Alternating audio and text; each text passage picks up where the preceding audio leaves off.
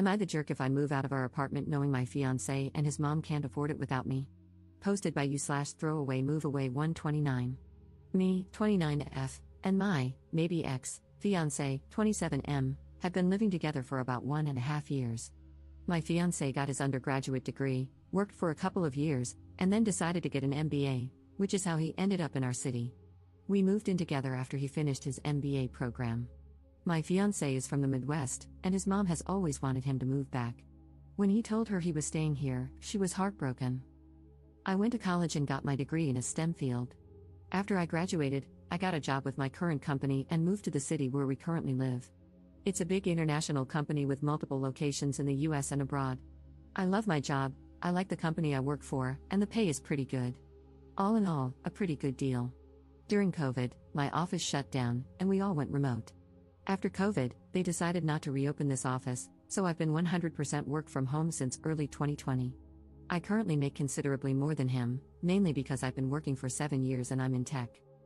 I had been living by myself in a 1-bedroom apartment and had my office set up in the living room since it was just me. When we moved in together, we decided to get a 2-bedroom apartment so I could use the extra room as an office. Because of this, I was paying 2/3 of the rent, and he paid 1/3.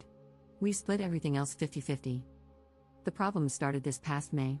My fiancé's mom told him she wanted to move to our city to be closer to him. She asked if she could stay with us while she looked for a job and got settled. She's a teacher, so she figured she'd be able to get a teaching job pretty quickly. Because of that, I didn't really mind her staying with us, as I figured it would just be for a couple of months over the summer. Since I thought it would only be for a short time, I moved my office into a corner of our bedroom, and my fiancé bought a bed to put in the second bedroom. The problem is she never applied for any teaching positions and has been living with us for 6 months now. She and I have really been struggling with each other since she moved in. I can't make her understand that I work full-time. She constantly interrupts me while I'm working, which is bad enough, but she even interrupts when I'm on Teams calls. She always asks me to take her places because she doesn't like to drive in our city. She has pretty outdated views on gender roles and constantly gives me a hard time for not doing more around the house and for making my fiancé help with chores, do his own laundry, etc. The constant criticism and insults are really wearing me down. And I hate having my office shoved in a corner of the bedroom. Back in September, I told my fiancé that since it looks like his mom is going to stay a while, we should split the rent 3 ways. He told me she can't afford that since she has to conserve money until she gets a job. I told him I wasn't happy paying extra for a bedroom I can't use, so he finally agreed to a 50-50 split. I can afford to pay the extra, but I hate the idea of funding her lifestyle. Every time I complain about her or the situation, he says he agrees but doesn't know what to do because he can't kick out his mom. And he won't talk to her about the way she treats me or how she behaves. When I ask what the long-term plan is, he just says he doesn't know. I've thought about giving him an ultimatum to tell her she has to leave, but I think he'd just end up resenting me for essentially putting his mom on the street. One of my girlfriends is losing her roommate at the end of February. Our lease renews on June 1st. I'm very strongly considering moving out of our current apartment and moving in with her. I can afford to pay my part of the rent on our current apartment, and also half the rent at my friend's apartment. It's not ideal, but I'm not a big spender, so it's doable. The issue is, if he and his mom aren't able to pay 1/3 of the rent each, there's no way they could cover the whole thing on their own. But I can't live like this anymore, so I'm pretty sure this is what I'll do. I just wanted to see if people thought I'd be the jerk for leaving them like this. Update 5 days later. I posted here last week about the situation I'm in, living with my soon-to-be ex-fiancé and his mom. I started off trying to reply to everyone's comments and keep up, but honestly, I just got completely overwhelmed with all the responses. First off, I want to thank everyone for their feedback and comments, even the ones that were kind of harsh. Actually, probably especially the ones that were kind of harsh. I really needed some tough love to make me realize that I was letting my soon-to-be ex-fiancé and his mom take advantage of me. The more comments I read, the more pissed off I got. Honestly, I think I'm more pissed at myself for allowing this to happen and not advocating for myself more. This past weekend, I got my soon-to-be ex-fiancé alone so we could talk, which was actually harder than it should have been because his mom always tries to tag along when we do anything. Going through all the comments everyone left and the PMs people sent really helped me decide how to approach this. It also brought up a lot of good questions I should have thought of myself. Back to the discussion with my ex, I wanted to give him one more chance to pick us over his mom, not because I thought he would, but because I just wanted to be able to tell myself I gave him the opportunity. I explained again how unhappy I am with the situation, how it's affecting my work because of her constant interruptions, and how uncomfortable and unhappy I am being forced to work out of a corner in our bedroom. I reminded him that until a few months ago, I was paying the majority of the rent, and since I make so much more than him, it's really my salary that keeps us all afloat. I also brought up, again, the way she treats me and talks to me. And he replied the same way he always has. He agrees it's not right how she acts and that it's really uncomfortable for all of us. WTF, I don't care if she's uncomfortable. Previously, I would have dropped it there. But this time, I told him how angry and disappointed I was that he let me pay for 2/3 of the rent when she first moved in and how unfair it is that I'm still paying for half when there are 3 people living there and she is the only one with her own bedroom. His response was the same: she has to conserve money since she doesn't have any income currently. Which brought up the question, where did all her money go when she moved? What money does she use for incidentals?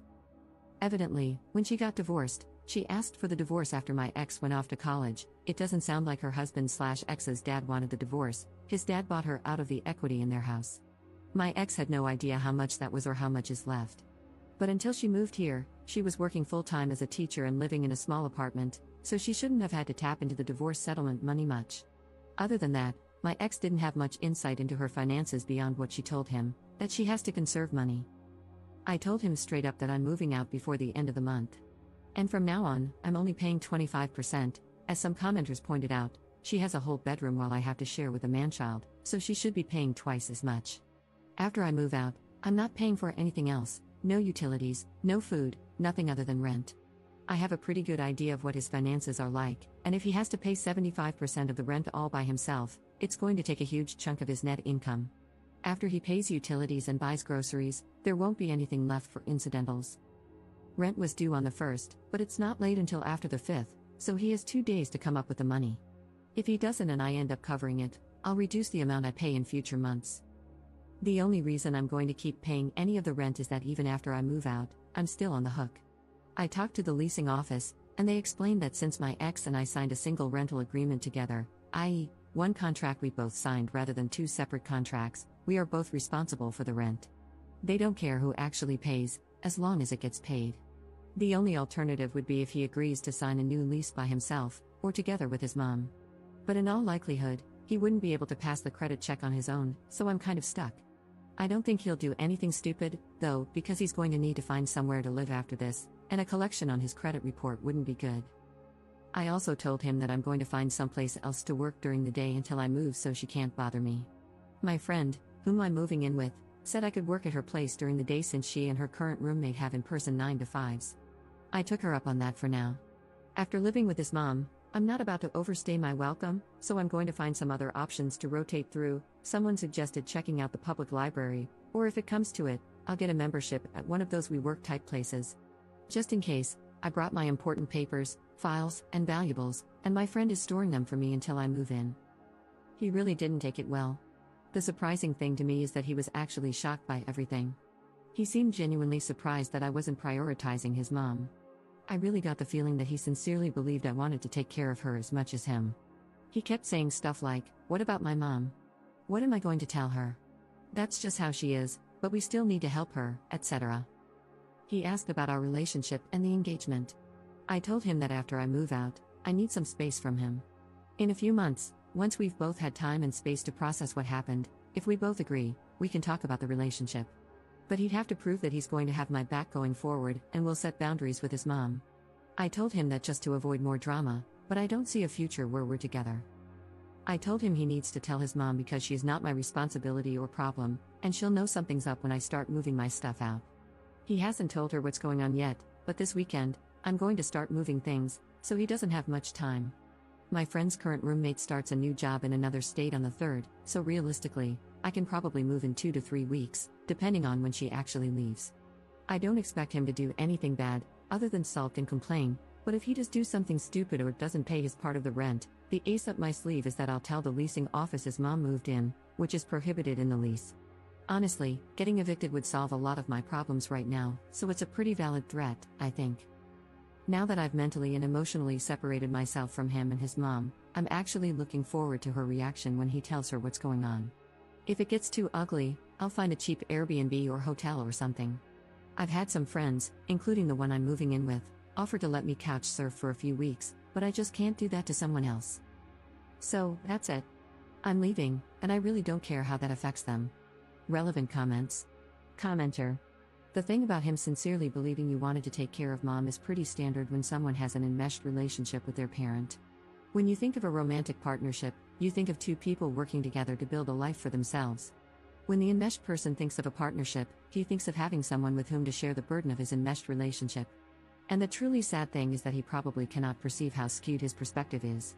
His normal meter didn't break, it never worked in the first place. It's sitting in the back of a closet, buried under a bunch of old coats. Ops response.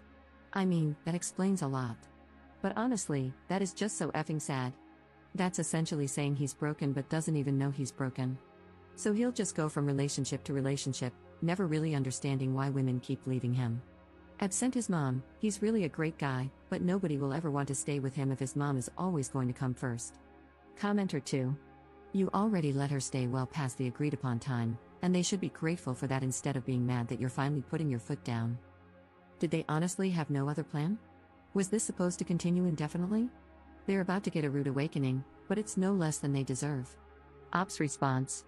That is a great question. I have no idea what the long-term plan was. Every time I brought it up with my ex, he would say things like, we'll have to make sure she applies for next school year, but he would never talk to her to tell her that. Plus, even if she does get a job for next school year, that isn't until September.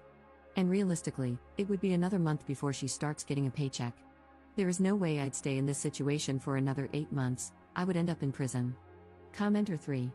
To clarify, she has enough money from the divorce settlement for her own personal expenses but won't even pay her share of the rent? Ops response. That is exactly how I interpreted what he said. I don't know what her grand plan was. She's in her mid to late 50s, I think. So if she was planning to mooch off me and her son until she could officially retire, it would be another 5 to 10 years. I don't know how she expected that to happen. Second update 8 days later. Hey everyone, I've been getting a lot of requests for an update, so I wanted to let everyone know how it went when my ex's mom found out about me not covering all the rent and moving out. Last week, I started working out of my friend's apartment, the one I'm moving in with, so I didn't see my ex's mom on Monday. On Tuesday around lunch, she sent me a text asking where I was. I told her I was working and that I'd be home late that night. She replied that my ex told her I wasn't going to be contributing as much, so she had to loan him money for rent. That wasn't a surprise to me, so I just replied with a thumbs up emoji. I had plans with my friend and her roommate, who I'm also friends with, to go out for dinner and then get some drinks.